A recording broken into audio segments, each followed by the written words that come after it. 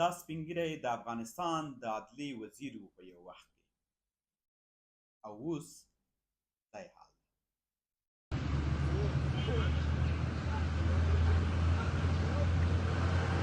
عبدالرشید آریان صاحب دی د خلق دیموکراتیک ګوند د رهبرۍ شورا غړی و. دی په پاکستان کې د افغانستان سفیر و.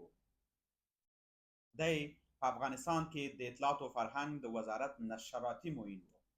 البته د هغه وخت چې خلق دیموکراتیک ګوند افغانستان کې واکمن و، او دی هغه څوک و چې 1950 کال کې د افغانستان د عدلیې وزیر ټاکل شوی و، او 2 کاله په دغه څوکۍ باندې پاتې شو.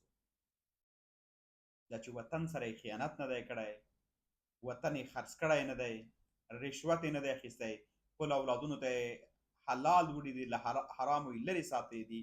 نن له خپل مسیح سره یو ځای د کابل ښار کوڅو کې دی نو سبزي خرڅوي په لاس ګاډي کې. زه به یوه خبره وکړم، شاید په ډېرو باندې بده ولګېږي.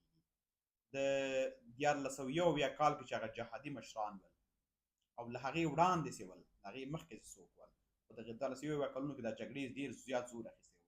هغه جهادي مشران یو ماته تاسې وښیئ، رهبران البته حقیقته خلک یې نه سي، هغوی سپېشلی جهاد کړی دی، په هغو باندې خبره نه کومه.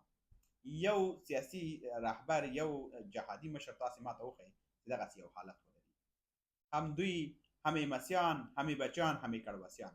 تر اوسه پورې مسیانو یې، اولادونو یې، بچیانو یې په خارجي پوهنتونونو کې درسونه وویلې، هوټلونه یې جوړ کړل، رستورانټونه یې جوړ کړل، کاروبار زندګیان یې جوړ کړي، او دوی کلار د سیمې هېوادونو نه ځانونه ټن کړل.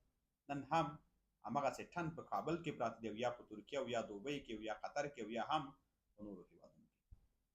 نو که چا وطن ته رښتیا خدمت کړی و، هغه به نن په وطن کې و، دغسې یو حال دی. تاسې یوازې هغه پخواني لوړ رتبه چارواکي پیدا کولی سئ چې وطن سره یې خیانت نه یې کړی، نن یې زندګي ډېره خرابه ده، مګر د ټولو له پامه غورځېدلي دي. دا یو ښه مثال دی چې دا د خپل وخت په ډېر لویو څوکیو باندې په دندو